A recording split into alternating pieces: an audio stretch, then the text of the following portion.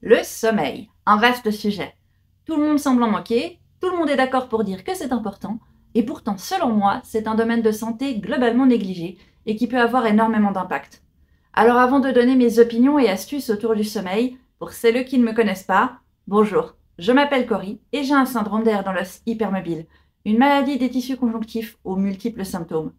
Parmi les symptômes fréquents de cette pathologie, on retrouve des douleurs, des blessures fréquentes, de la fatigue chronique et des troubles du sommeil.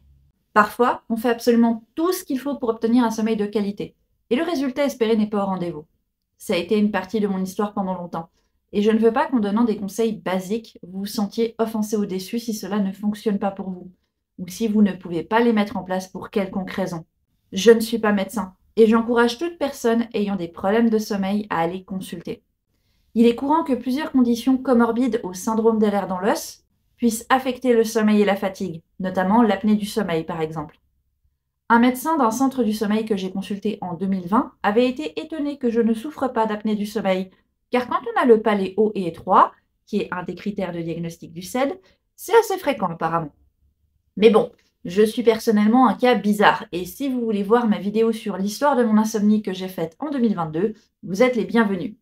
Vous y découvrirez quelle était la cause étrange de mon insomnie et ce qui a été mis en place pour essayer de m'aider, sans trop de succès à l'époque. Avec du recul, je pense que cantonner les problèmes du sommeil uniquement dans cette spécialité et ne pas avoir une prise en charge pluridisciplinaire pour ce symptôme était une erreur. Le sommeil peut être affecté par énormément de conditions médicales plus ou moins liées entre elles. Les douleurs et les blessures fréquentes impactent le sommeil. Les neuroatypies comme le TDAH que l'on retrouve fréquemment dans le SED peuvent affecter le rythme circadien et la qualité du sommeil. Les troubles digestifs peuvent affecter la qualité du sommeil. Les problèmes de vessie hyperactive peuvent vous amener à vous réveiller souvent et aller aux toilettes, etc., etc. Vous l'aurez sûrement deviné, avec tous ces facteurs différents, une vidéo ne pourra pas vous donner des remèdes miracles pour votre sommeil. Consulter dans un centre du sommeil me semble essentiel, mais si vous sentez que la raison de vos difficultés est multifactorielle et que votre médecin reste ciblé sur sa spécialité, je vous invite à insister à regarder avec vos autres médecins afin qu'ils travaillent en réseau pour vous apporter des solutions. Si vous souffrez à la fois d'insomnie et de douleurs qui vous réveillent, un médecin spécialisé pour la douleur pourra peut-être vous apporter une aide supplémentaire que votre médecin du sommeil ne pourra pas. Si vous avez des problèmes digestifs, des médecins en diététique pourraient peut-être vous donner des pistes et des conseils afin de réduire l'impact de ce symptôme sur votre fatigue et votre qualité de sommeil. Je sais que je cite l'évidence, mais dans une ère où chaque médecin est cantonné à sa spécialité, j'ai le sentiment qu'en tant que patient, nous devons parfois affirmer la pluralité de nos symptômes et leur demander de se coordonner pour nous proposer un plan de traitement adapté à nos besoins.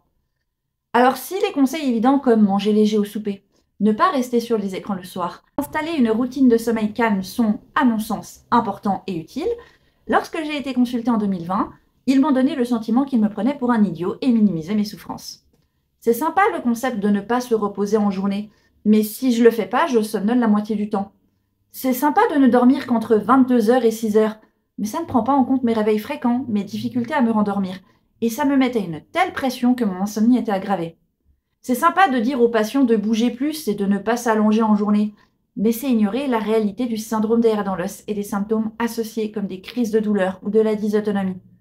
C'est sympa de nous donner des conseils bateaux que l'on trouve facilement sur Internet et qu'on a déjà essayé de mettre en place avant de se dire que, quand même, on aurait peut-être besoin de l'aide d'un professionnel. Alors il s'agirait de ne pas nous prendre pour des cons. C'est le grand regret que j'ai avec mon suivi en centre du sommeil. Parce que je n'avais pas d'apnée ou de syndrome de jambes sans repos, mes difficultés et souffrances ont été relayées à un manque d'hygiène de vie. Peut-être qu'il ne s'agit que de mon expérience, mais j'en doute. Et si, encore une fois, je suis convaincue qu'il faut demander de l'aide à des spécialistes du sommeil, je pense aussi qu'en parler à des médecins spécialisés sur d'autres sujets est important.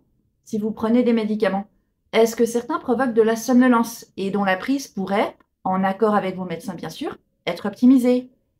Si vous souffrez de blessures fréquentes, comme des subluxations, des articulations qui décident de vivre leur vie en se déplaçant hors de leur habitat naturel plutôt que de dormir tranquille comme tout le monde, est-ce qu'il y a des orthèses que vous pourriez porter la nuit sans contre-indication? Quelles sont les positions pour dormir qui sont les plus adaptées à votre cas? Et que faire pour éviter des blessures en dormant? Pour les vessies hyperactives, quelles pistes de traitement peuvent être envisagées pour améliorer votre qualité de sommeil et par conséquent votre qualité de vie?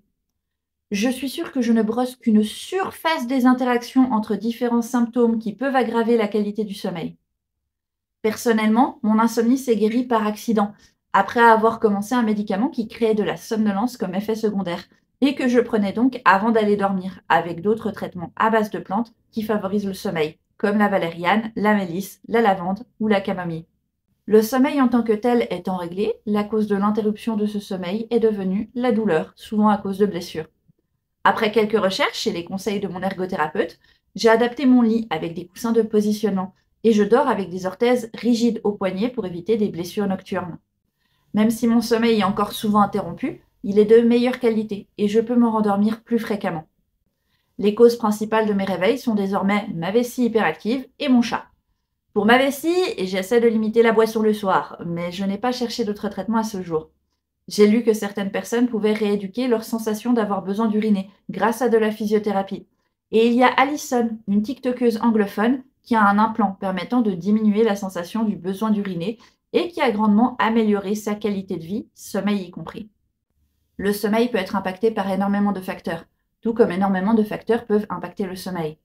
Pourtant, la spécialisation des professions médicales a amené à ce que les troubles du sommeil et la fatigue soient parfois vus comme séparés du reste de la vie. On a tendance à parler uniquement de l'hygiène de vie. Et personnellement, lors de ma prise en charge en TCC, j'avais l'impression que ma souffrance était minimisée et que je n'étais pas entendue. Au final, ma prise en charge avait aggravé mes symptômes et il m'a fallu des années pour que je retrouve un temps de sommeil égal à 6 heures, soit celui qui m'avait amené à consulter en premier lieu. Aujourd'hui, nous sommes en 2024. Même si je souffre toujours de troubles du sommeil et de fatigue chronique, mon temps de sommeil est redevenu normal, avec une moyenne de 7h30 à 8 heures de sommeil. Mes périodes de réveil sont plus courtes, et entre toutes les accommodations que je me suis trouvée sans l'aide du centre du sommeil et le facteur coup de bol d'un médicament qui m'a permis de mieux dormir, j'ai pu retrouver mon rythme. Du coup, quels sont mes conseils pour mieux dormir avec le SED? Pour commencer, faites une liste de symptômes qui impactent votre sommeil. Voici quelques idées. Ne pas ressentir la sensation de fatigue. Ressentir la fatigue la journée plutôt que la nuit. Ne pas avoir la sensation de vraiment dormir ou d'avoir un sommeil de bonne qualité. Les reflux gastro-œsophagiens, l'apnée du sommeil, les douleurs chroniques, les blessures en dormant, de l'anxiété avec des pensées ruminantes, une hyperactivité mentale, le besoin fréquent d'uriner, des dysrégulations de votre température corporelle la nuit, une transpiration excessive, un syndrome des jambes sans repos, de la dystonie, une sensation de tremblement dans votre corps, une difficulté à respirer dans certaines positions, une tachycardie qui se manifeste lorsque vous êtes en position allongée. Encore une fois, je ne pense que brosser une surface des symptômes que vous pouvez retrouver fréquemment dans le syndrome des nerfs dans l'os et qui peuvent affecter le sommeil. Une fois que vous avez cette liste, notez à côté quel type de spécialité pourrait vous aider. Vous pourrez prendre l'exemple de la douleur. Une médication adaptée, des coussins de positionnement et des orthèses pour éviter les blessures peuvent être une piste.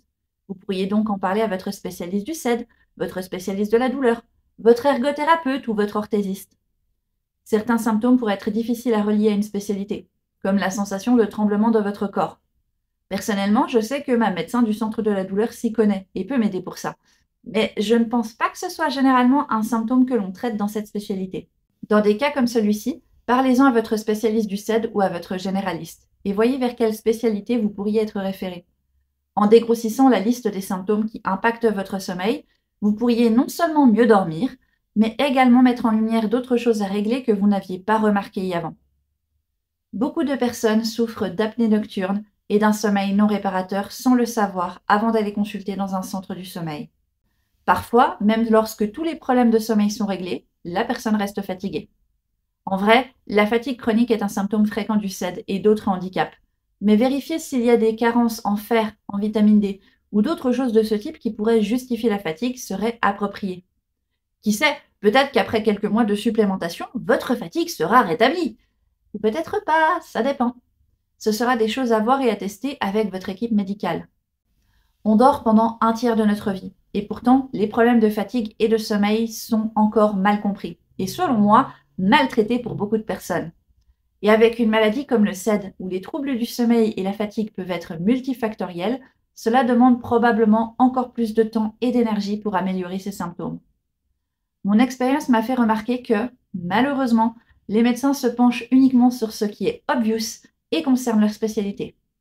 En gros, même quand ils savent que tu es un zèbre, ils continuent de chercher et de te traiter comme si tu étais un cheval parce que tu as des sabots. Mais peut-être qu'en leur mâchant le travail, en faisant cette liste de symptômes qui impactent votre fatigue et votre sommeil, et en investiguant auprès de différentes spécialités, les professionnels de santé seront mieux armés pour vous aider. En tout cas, je vous le souhaite. J'espère que cette vidéo vous aura été utile et réduira pour certaines personnes les années d'attente afin de pouvoir améliorer leur fatigue et leur sommeil. Je vous souhaite plein de cuillères et je vous dis à la prochaine. Bye!